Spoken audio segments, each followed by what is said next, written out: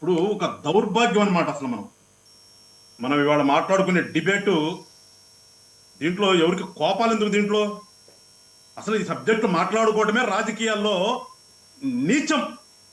రాజకీయ నాయకులను చెప్పుకునే వాళ్ళందరూ కూడా సిగ్గుపడాలి. వాళ్ళ మనం ప్రజల కోసం, రాష్ట్రం కోసం మాట్లాడుకోకుండా దొంగతనం చేశాడు, వీడు కొట్టేశాడు అని దాని గురించి మాట్లాడుకుంటున్నామంటే ఎవరు సిగ్గుపడాలి? ప్రజలు సిగ్గుపడాలా? మనం నిజంగా ఇక్కడ కూర్చుని టీవీల ముందు కూర్చుని మాట్లాడుకునే వాళ్ళగా, లేదంటే లోపల ఉన్న వాళ్ళు కానీ మీరు రాజకీయాలు చెప్పుకునే వాళ్ళకి సిగ్గుపడాలా?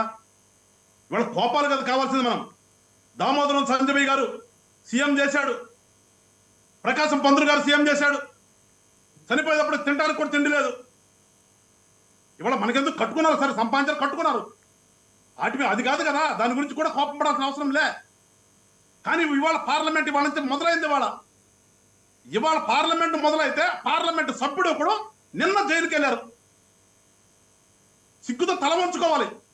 రాజకీయ నాయకులు చెప్పుకునే వాళ్ళం కానీ, రాజకీయ అలాంటి వాళ్ళు ఉన్నటువంటి పార్టీ కానీ ముందు సిగ్గుపడాలి. దాని గురించి వదిలేసేసి మనం ఎందుకు ఇక్కడ ఏదో జరగలేదు, అవ్వలేదు, ఏం జరగకుండా అవుతాయా?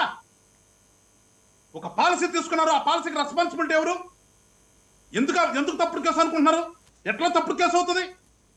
ఎస్, ప్రభుత్వంలో ఉండే ఒక పాలసీ తీసుకున్నప్పుడు ఆ పాలసీలో తప్పులు జరిగితే, ఆ పాలసీ మీద ఎంక్వైరీ జరిగిన తర్వాత, ఇన్వెస్టిగేషన్ జరిగిన తర్వాత తప్పులను తేలి అరెస్ట్ చేస్తే ఎట్లా తప్పుడు కేసు అవుతుంది? అది ఎట్లా కక్ష సాధింపు అవుతుంది? అది గతంలో మీరు చంద్రబాబు నాయుడు గారి మీద కేసు పెట్టారు కదా, ఏదో స్కిల్ డెవలప్మెంట్ కేసులో ఏదో అవసరం జరిగినా కదా మీరు పెట్టింది కూడా.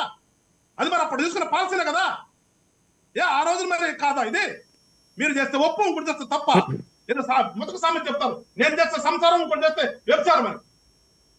మాట్లాడుకునేటప్పుడు కూడా మనం డిబేట్లకు వచ్చినా కానీ రాజకీయ నాయకులు చెప్పుకునేది అట్లా ఉండాలి. మనం ఏదైనా సరే ఫేస్ చేయగలగాలి. మేము ధైర్యవంతులమే, ఏం పీకలేరు, మమ్మల్ని ఏం చేయలేరు అంటారు కదా మీరు. ఇవాళ ఎందుకు చెప్తారు మీరు? నిజంగా రాజకీయ నాయకుడు అయితే భయపడాల్సిన అవసరం ఏంటి? ఇవాళ మీ వీడియో ఆఫ్ అయింది, ఒకసారి చెక్ చేయండి వెంకటేశ్వర గారు. ఓకేనా? వర్మ గారు మాట్లాడండి.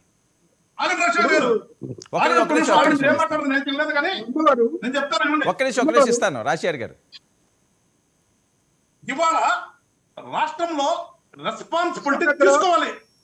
అధికారంలోకి వచ్చిన తర్వాత ఎవరైనా సరే, మీరు కానీ నేను కానీ ఇంకోళ్ళు కానీ ఉన్నప్పుడు ఒక తప్పు జరిగిందని చెప్పేసి ఒక కంప్లైంట్ వచ్చినప్పుడు ఆ కంప్లైంట్ మీద ఇన్వెస్టిగేషన్ చేసిన తర్వాత ఇన్వెస్టిగేషన్ లో ప్రైమరీ పక్షి మేడ్ అవుట్ అయ్యి ఎస్ ఇక్కడ తప్పు జరిగింది అన్నప్పుడు చర్య తీసుకుంటే చట్టం మనమే చెప్తాం కదా.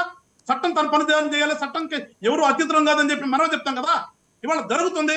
మీరు తప్పు చేశారని లేదనేది రేపు కోర్టులు తెలుస్తాయి.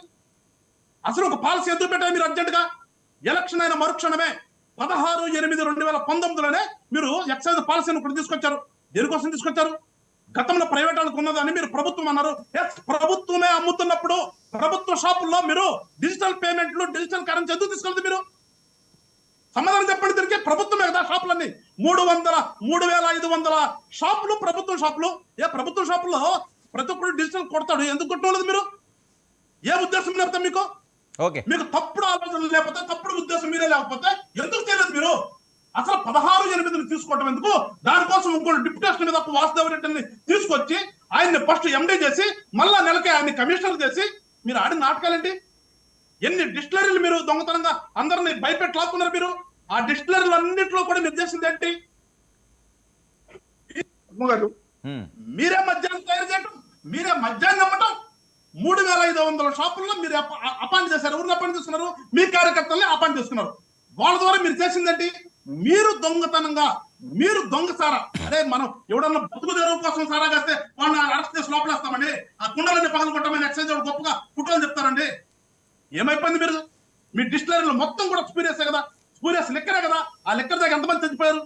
మీరు అందరూ చేసిందండి. మీరు ఇవాళ మీ సత్యతను నిరూపించుకోండి. ఇవాళ మీ సత్యతను నిరూపించుకోండి.